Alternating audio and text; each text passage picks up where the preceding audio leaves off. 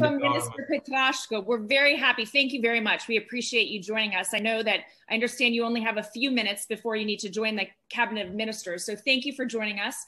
I've introduced you in absentia and would like to just ask you for a few remarks as we begin, Minister Petrashko, about the government's biggest reforms in 2020 in terms of attracting investment.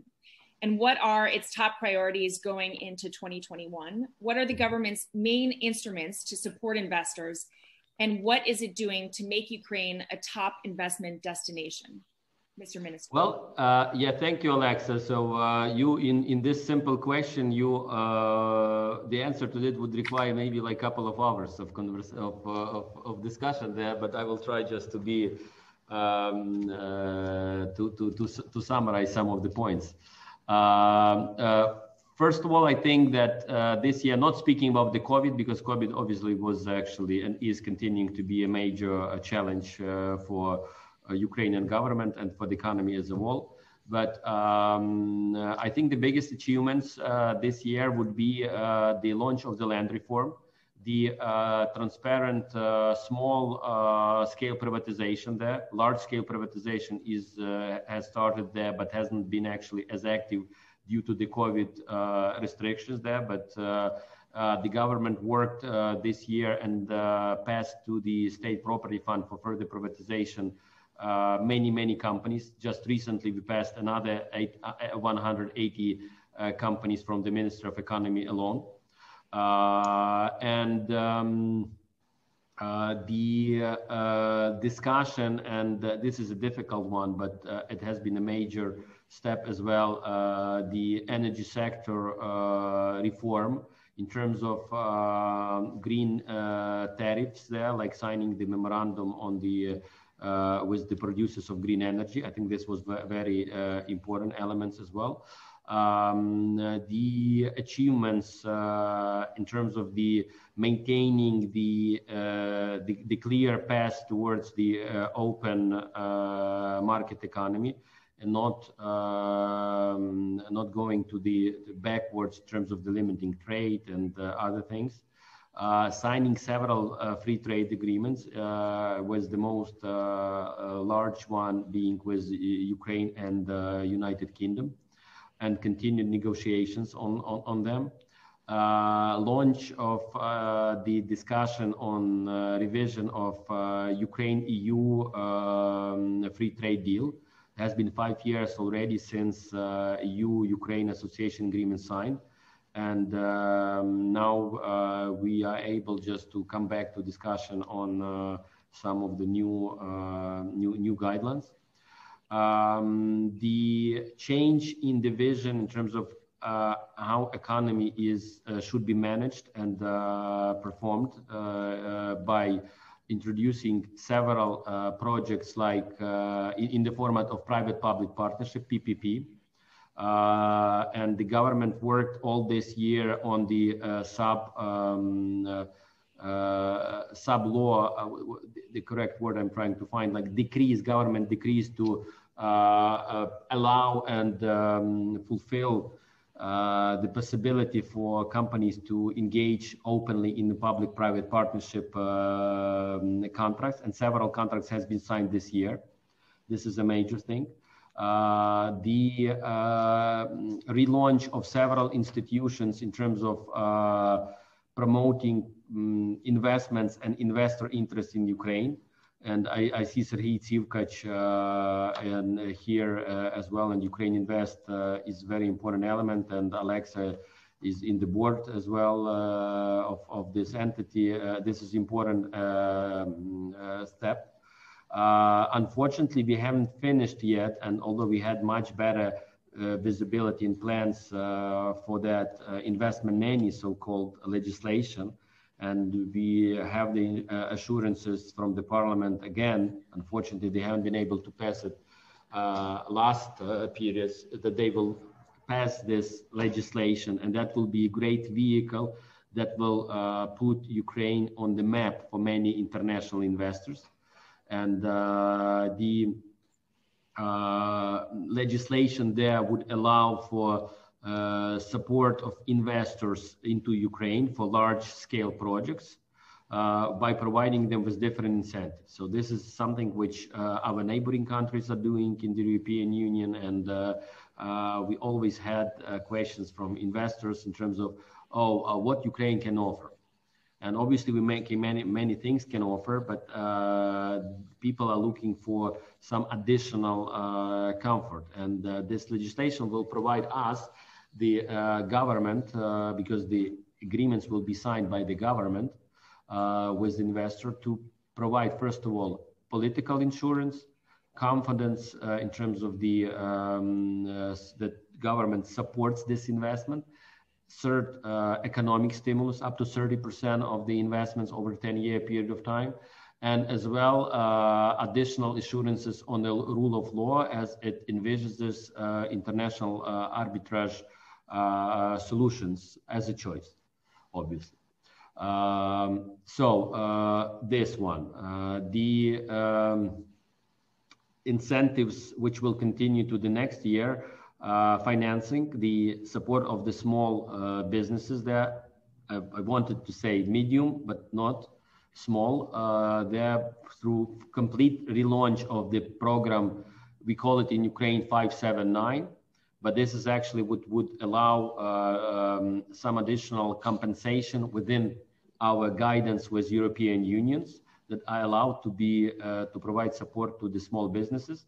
And this program is over 16 billion hryvnias already.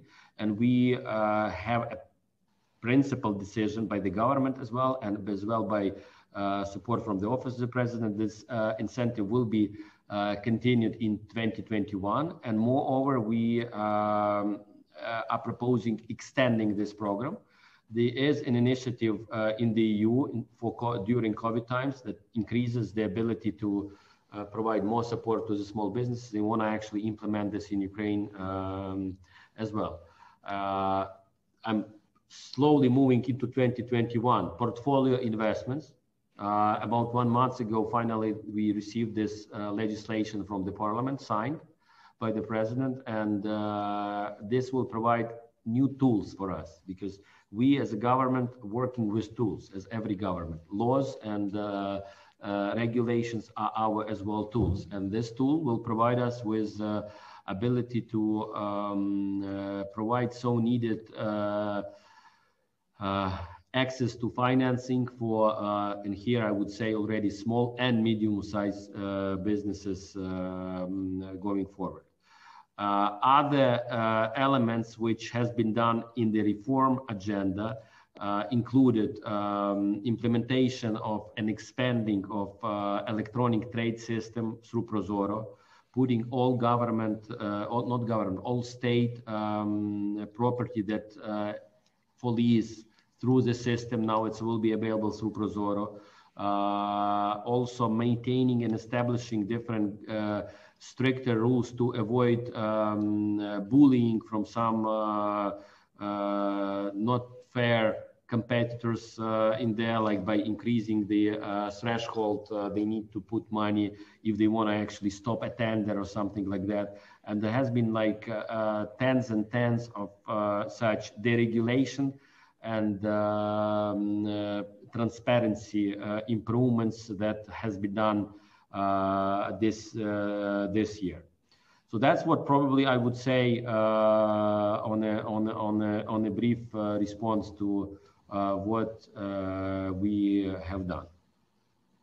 Wonderful. Mr. Minister, very briefly, in your view, what sectors are most attractive in terms of investment looking ahead to 2021? Yeah, we obviously we have a list of more than 100 projects, and also I encourage everyone to look at the Ukraine Invest, and they have this online thing which they update on a regular basis every 3 months, but as on a need basis as well. And those projects include all sectors there, like healthcare, energy, transport, tourism infrastructure, sport infrastructure, scientific and educational infrastructure, processing industries there. And some may say, oh, tourism, it has been hurt. It has been, but it also provides opportunity for investors there, because internal tourism in Ukraine is well underdeveloped there.